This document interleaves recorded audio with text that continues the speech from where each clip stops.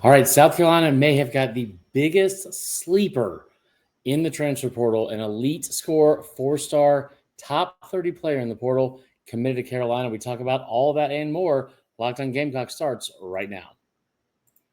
The South Carolina Gamecocks, part of the Locked On.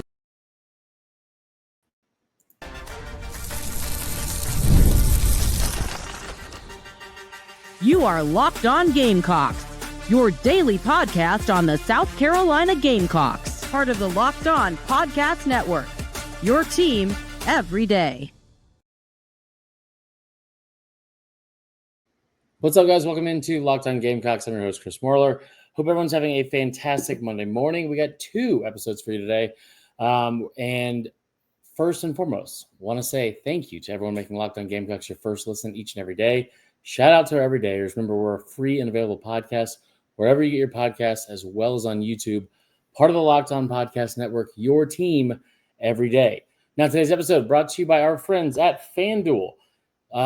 Now, more than ever, is the best time to sign up at FanDuel. If you have not already signed up and you're a new customers get $200 in bonus bets after they win their first $5 bet. So go to FanDuel.com to sign up today.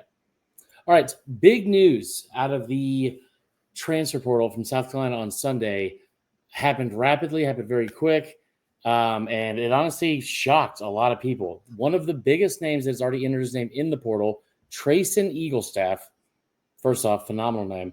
Treysen Eaglestaff, a 6'6", 190-pound guard, shooting guard from North Dakota. He commits. He visits on Sunday, commits on Sunday afternoon, just like that. South Carolina lands one of the biggest names and one of the best scorers in the entire portal. Now, what does that mean, and what else surrounding that was also big news? Well, he was the second commit on Sunday. They also got another commit. I'm sure I'm going to say this wrong, but I'm going to say it how it's spelled. So please don't shoot the messenger. Christ, I believe, is his name. So it's a 3-star center, Christ Essandoko, kid from Paris. Originally, he's from France. He's been at St. Joe's, and then he went to Providence. He should be replacing Nick Pringle by all accounts. He's a 7-foot, 290-pound center that has been in college for 2 years. Like I said, St. Joe's. He was really good his freshman year, kind of not as good as his sophomore year statistically speaking, but still a huge pickup in the portal as well. He's ranked 127th overall in the portal. I believe he's like the 28th or 30th ranked center as well. Why is that a big deal? Well, at the very least, what you've done in a very quick, short couple of days, you have gone out and improved your team regardless of what's coming back. We all know how many people and players on this roster that are going to be lost. We all expect Colin Murray-Boyles to leave. But going out and getting a kid like this, I'll be honest. I feel like sometimes I try to, sunshine pump or say, try to find the most positive outlook and optimistic outlook on things as much as I can. I was shocked. When he committed. I just assumed that kid, if you followed any college basketball, especially in like the early parts of the season with non-conference games featuring mid-majors, all that kind of stuff, back in December, it was actually the same day that South Carolina beat Clemson. That same day, Eaglestaff, Treysen Eaglestaff, had 40 points against Alabama. He hit 8 threes. He's had 2 games this season where he had 40 points or more. He had 51 in their conference tournament just a week or so ago. The kid's a scorer. Just bottom line, period. He's a scorer. There are some things that he could probably improve on. Like averages 2.2 turnovers a game as well. But he's a scorer, and he will go hunt shots, and he will go get to the rim. He can shoot from outside. All of those things that you were kind of lacking on offense this year, he's able to do, and he's able to do immediately. The biggest thing that I feel like Lamont Paris has done is, one, waste no time. Waste absolutely no time, make it a point. This is exactly what our goal is. These are what our intentions are. We need to go get better, and we need to go get better right now. Love that. Love that we're not sitting back on our hands and trying to figure out, like who's going to come and visit? Like, when can we set this up? And because it's a lot to navigate. Within days of the portal opening, other teams that were playing on Saturday and Sunday in the Sweet 16 and Elite Eight who would have absolutely tried to go after this kid, Alabama being one of them. South Carolina locks them up, gets their second commitment, then have the 6th-ranked transfer portal class in the country right now. That goes along with a top 25 recruiting class as well. So what does Eaglestaff bring to the table that South Carolina fans should be excited about? Well, like I said, he's a scorer. 29 of his 33 games this year, he had at least double digits. In 13 of those 33 games, he had 20 points or more. He had he's great from beyond the arc. He shot 36% from three. He would have led this team in scoring if he was on it this year. He averaged 18.9 points per game, 2.8 rebounds, and 2.4 assists. The number 26 player in the portal, like I said. Now, the other part of it, and this is something that was very lacking, even though Carolina had some shooters, three-pointers. Where were they this year?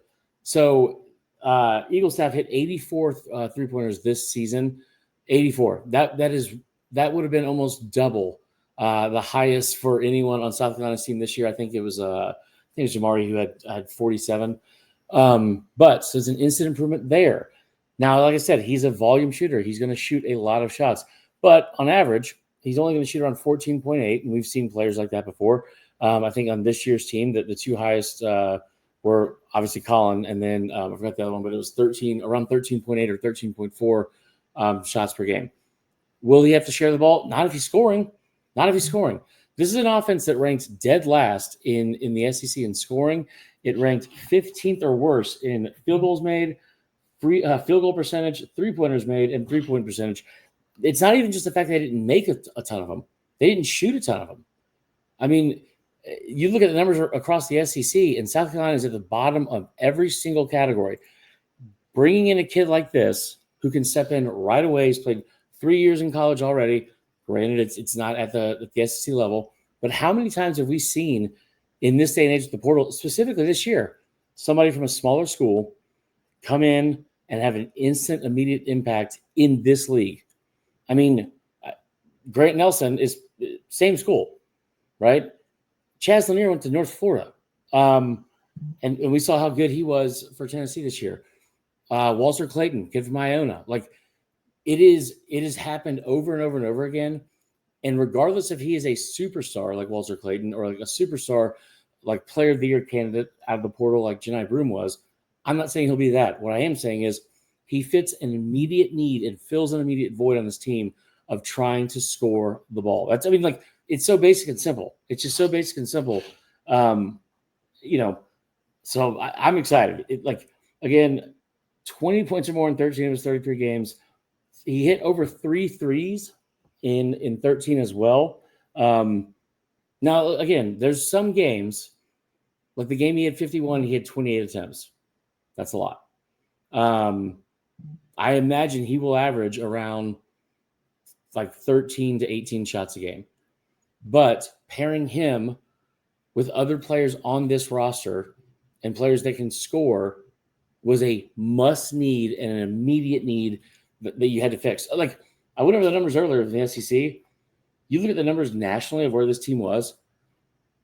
336 in the country in field goals made, 290 in field goal percentage, 302 in three-pointers made, 307 in three-point percentage, 287 in points. And perhaps an even bigger issue from that is the drop-off you had from the year before to this year. Obviously, it looked different. If you look at the numbers, it wasn't like they were a great three-point shooting team the year before. It wasn't like they put up 80 points a game. They averaged only 3 points more in the 2023-2024 season than this past year. This past year, you averaged 69.8 points per game, which was dead last in the SEC and 287th in the country. The year before, when you were 13-5 and were third in the SEC, you only averaged 3 points more a game. What was the difference? The efficiency. And you look at the numbers from offensive efficiency rating. Again, only 3 points on the average score or points per game. Your offensive rating dropped from 85th to 267.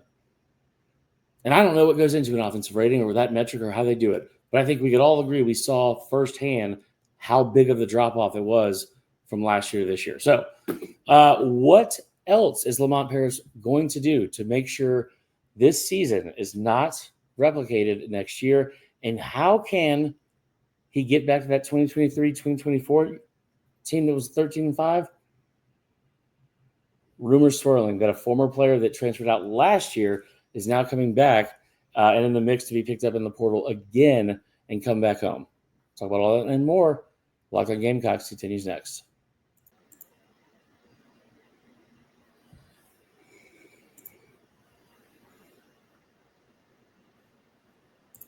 All right, before we get back into the rest of the episode, did want to give a shout out to, like I said, our friends at FanDuel. You guys have heard me talk about FanDuel before. You're going to hear me talk about them again. And there's no better time than right now than to join FanDuel today. March Madness is here, and FanDuel is giving you the chance to get in the action like never before. Right now, new customers can get $200 in bonus bets when your first $5 bet wins. That's $200 extra bucks to use on everything from buzzer beaters to Cinderella stories and even who's cutting down the nets. My favorite thing about FanDuel, every time you use it, it is the most up-to-date, fast-paced, and accurate lines to bet on to keep up with the game, even if you don't want to bet. You can check out in the in-game features and get up to the minute lines, over-unders, player totals, and more right at your fingertips. Make sure you get the FanDuel app as well because it's simple to use. And when you win, you get paid out immediately. There's no waiting around. So visit FanDuel.com and get in on the college hoops action all tournament long.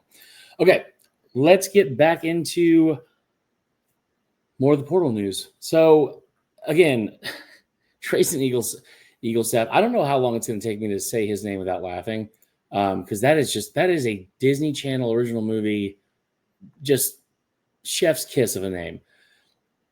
There are other players that South Carolina obviously is still going to go after. They are going to have to replace at least half the roster. Now, I teased this before the break, and it's very interesting. We'll see how it plays out, but I also want to hear y'all's opinion on it in the comments because it's kind of a touchy subject from a fan standpoint. Now, there's rumors that a former South Carolina player may be in the mix to come back via the portal after he left to another school in the portal a year ago. Meechie Johnson, from everything I've gathered, a pretty big fan favorite when he was here, also led the team in scoring, put up like 13.2 or 13.4 points per game while he was here. He was one of three starters that averaged over 10 points per game on that 2023-2024 team. But a very odd just timeline. I don't know the personal story or background or anything like that, but the timeline of his college career has been unique to say the least. He was at Ohio State for 2 years, then transferred to South Carolina for 2 years, and then transferred back last year to Ohio State. But Ohio State, when he got there, he, after 10 games, decided he was done and decided to take a leave of absence from the team and enter himself back into the portal. So I don't know what all went into that. I do know that he was a really, really good scorer.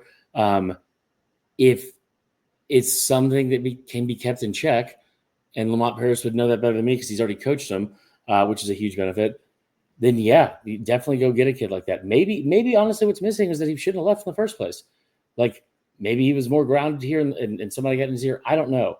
But the portal does a lot of it can do a lot of damage, and there's a lot of negative sides of it and negative recruiting and all that kind of stuff. I mean, again, the tampering is it's wild. But he's expressed interest, or at least said the door is not closed on that, and he could see himself coming back possibly to South Carolina. And so maybe those talks will happen. If you do get him, you're talking about that'd be a third player in the portal. I think you're going to need at least 3 to 4.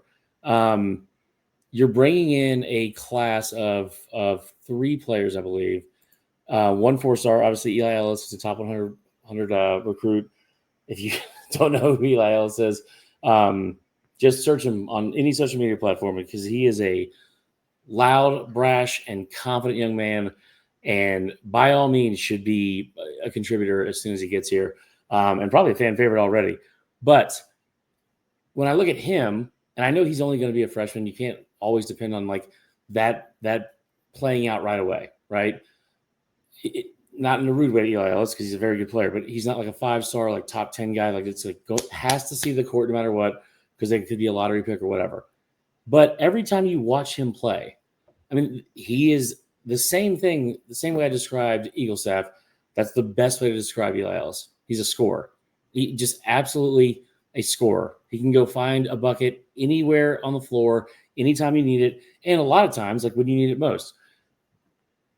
It feels like to me what Lamont Paris is making very clear here is that we are going to get better at shooting the basketball. We're going to get bigger in size, and we are going to not ever be run through or run over and be an inferior opponent ever again. I don't think Lamont Paris is an offensive first minded coach. I think it's very obvious the way you saw like these teams play over the first 2 years of his tenure, especially in year one. Like that was their calling card was they play really good defense. They're not going to put a ton of points, but they're really good at defense. They're disciplined, all that kind of stuff. Not super disciplined this year. You didn't have as much talent. And I think that the lack of talent is something that he clearly knows needs to be addressed. And it's not just that you need, we need a 4, maybe we need a stretch 3, whatever you need on your roster, like a shooter from deep, like any of those things. 2 guard, point guard, like South Carolina kind of needs all of those things. But the very first thing you have to do to win games, and I'm not great at math, guys, so I could be wrong, but like the very first thing you have to do to win games in college basketball is score points. You have to figure out a way to score points. And for whatever reason, that was one of the biggest obstacles for South Carolina over the past 2 seasons. So going to fix that. And then on top of that, I brought this earlier with the Christ Essandoko. Listen, numbers don't blow you away, and there's a little bit of a regression from year 1 to year 2. But what I like about him, in addition to being 7 feet, 290 pounds, listen, Pringle was a big dude and a good defender, in my opinion. But he's 6'9", 220. You are adding instant size and a physical presence down low. Cannot get to the rim. On top of that, I love Nick Pringle to death. He's one of my favorite players over the past couple of years. Also, as much as he frustrated you sometimes with like the free throws and fouls and stuff like that, he improved every year. And he was also one of the hardest working players and teammates and all that kind of stuff as well. But I say that to also say he was kind of limited, especially offensively. The further you move away from the basket, like, you know, the chance that thing was going in was slimmer and slimmer. I mean, he needed to be point blank range a lot of times to get buckets. I mean, like, great defender of the rim, really good around the rim offensively. But like I said, the further you move away from it, and I don't mean like a mid-range shot or like threes. I'm saying like just a couple steps away, the chance that ball was not going in increased greatly. With this kid, and you just look at the numbers and how he plays, 7 feet, 290, he shot 36% from 3 his freshman season. Average over 8 points per game his freshman season, 5 rebounds per game. Also talked about defending the rim, over 1 block per game. That was at St. Joe's. I personally think Lamont Paris is going to lean into what we're seeing from all over college basketball now, which is bigs that are big, but they can shoot. You might be 6'10 or 6'11 or taller, but we're not going to put you down low. You're going to shoot and hide out in the corner, wait for a corner 3, highest percentage shot there is, and go from there. It feels like that's what he's leaning into. And I'm excited. I don't know what this roster is going to look like yet. I mean, none of us do. And I don't know what this roster is going to look like in the fall. If anyone else is going to enter the portal, if they're going to get anyone else from the portal, like what those plans are, I have no idea. I will tell you, at the very least, South Carolina was not a name that I thought was going to be in the mix for a kid like Treysen Eaglestaff. And that sounds harsh about South Carolina, but like that's a kid that especially following the blueprint that Grant Nelson had when he went to Bama, became a starter, same schools. I mean, like similar type player, volume shooter, all that kind of stuff. That's a kid that had his pick of the litter of wherever he wanted to go from around the country, like within reason, obviously. But there were a lot of big name schools that were associated and linked to him from jump. And you get him on campus in a day, and he's committed. It's huge. So that is all for the transfer portal update with basketball. Really good weekend. Really good weekend. Also, I'd be remiss to say or not mention this. Speaking of good weekend, South Carolina women's softball, number 10 team in the country, goes on the road against LSU, the number 3 team in the country, sweeps the doubleheader on Sunday after bad weather on the weekend, and ends up winning the series. So they should be jumping up in the rankings that come out later today. We'll keep everyone updated with that. If you notice, I have purposely avoided any baseball talk. Things aren't great. Things are not great right now with Pulmonary and the bunch, but we will talk about that either later today or tomorrow's episode when they get into the midweek. And, listen, we knew the schedule was going to be really tough out of the gate, and it is. It was. I thought I set the bar low, and I said, if they can just win 3 of these next 8 games, that would be big. And I think they won 1. Not great, but we will talk about that as well. So make sure you tune in for that tomorrow when Locked On Gamecocks continues. Y'all have a great rest of your afternoon. Go Cox.